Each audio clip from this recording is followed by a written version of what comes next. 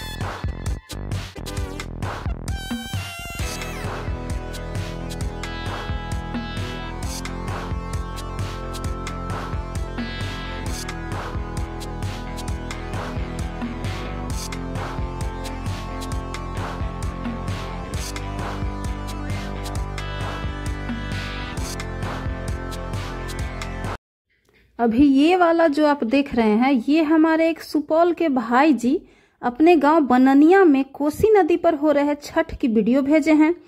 ये वही गांव है जहां के मशहूर मैथिली कवि और प्रोफेसर मायानंद मिश्रा थे, जिनकी एक कविता खाली जेबी और साम्राज्यवाद 10th में मैथिली में पढ़ने को मिलता था। यहाँ के गुणानंद ठाकुर MP थे, जो प्रसिद्ध हस्ती ललित नारायण मिश्र को 75,000 वोट से हराए थे। तो इस गांव में कोसी नदी पर हो रहे छठ महापर्वों की झलकी भी हमें देखने को मिल गई। अब हम वीडियो में आगे बने रहेंगे। और वापस स्वागत है फिर से नरपतगंज के चौदाहाडी नहर पर आप लोगों का। सूर्योदय हो चुका है, कुछ लोग पूजा कर कर अब वापस भी लौटने लगे हैं और बहुत लोग अभी अर्घ देंगे, अभी पूजा कर रहे हैं। पर्व त्योहार में सबसे ज़्यादा मस्ती तो छोटे बच्चे कर रहे हैं, खूब मस्ती कर रहे हैं छोटे छोटे बच्चे। बड़े लोग भी कर रहे हैं। पूजा पाठ हो जाने के बाद भी लोग आराम से फ़ोटो वगैरह क्लिक कर रहे हैं। देखिए फिर से नहर की सुंदरता, छठ महापर्व की भव्यता, सुंदरता। और फिर हम लोग भी अब वापस लौट चले हैं। हम लोग के निकलते निकलते आधे लोग निकल चुके थे। इस त्योहार में जो लोग व्रत रखते हैं, चाहे पुरुष हो या महिला, उनके द्वारा खोले गए कपड़ों का भी बहुत महत्व है। वहीं घाट पर उन कपड़ों को धोया जाता है। कोई लड़की ये धोती है, चाहे अपनी बेटी हो या किसी की बेटी हो, इसे बेटी ही धोती है। और धोने से पहले खोले हुए कपड़े से हाथ मुंह पोंछा जाता है। ऐसी मान्यता है कि ऐसा करने से रोग बीमारी नहीं होता है, अगर कोई बीमारी है भी तो दूर हो जाती है। अब हम लोग को नहर के दूसरे तरफ जाना है। उस तरफ सूर्य भगवान की प्रतिमा बैठी हैं पंडाल में, तो सब लोग पूजा करने के बाद उस पंडाल में जाकर पूजा करेंगे, उसके बाद सब लोग घर जाएंगे। यहाँ हाईवे होने से ये फायदा है कि इतनी ज़्यादा भीड़ होती है, इतनी सारी गाड़ियाँ होती हैं, फिर भी जाम नहीं लगता है। यही अगर किसी दूसरे शहर में होता है तो इतनी गाड़ियाँ जहाँ से निकलती हैं तो बस जाम लग जाता है, घंटों जाम में लोग फंसे रहते हैं। लेकिन यहाँ आराम से लोग अपने अपने गाड़ी निकालते हैं और जाते रहते हैं। यहाँ कभी जाम नहीं लगता है क्योंकि 4 लेन है और अभी 6 लेन बनने वाला है। यही मैं देख चुकी हूँ पटना में भी, या देव में, उलार में। मैं बहुत जगह छठ पूजा में शामिल हुई हूँ या करने का भी सौभाग्य प्राप्त हुआ है।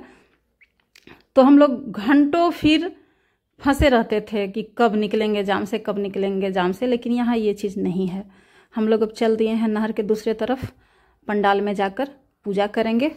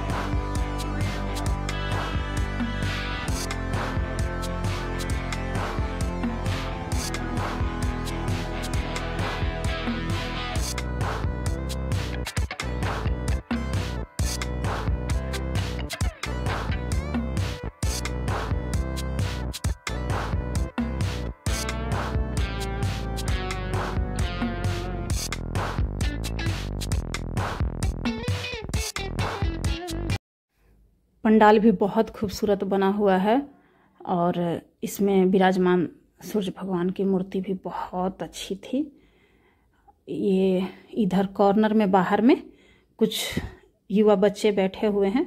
जितने भी लोग आ रहे हैं यहाँ पंडाल में पूजा करने, मूर्ति की पूजा करने या दर्शन करने, जो भी लोग आ रहे हैं, हर किसी को ये बच्चे प्रसाद दे रहे हैं। कागज का पैकेट बनाकर रखे हुए हैं और हर किसी के हाथों में ये लोग प्रसाद दे रहे हैं। तो इस तरह से 2025 का छठ महापर्व खत्म हुआ और हर कोई खुशहाल रहे, सुखी रहे, स्वस्थ रहे, इसी कामना के साथ हम लोग भी अब वापस लौट रहे हैं। 1 साल बाद फिर से छठ पूजा होगा। हर कोई खुशहाल रहेगा, सुखी रहेगा, तो फिर छठी मैया करेंगी तो फिर सब लोग छठ पूजा में शामिल होंगे। चलिए इंतज़ार किया जाए अगले साल छठ पूजा का। हम लोग निकलेंगे अब।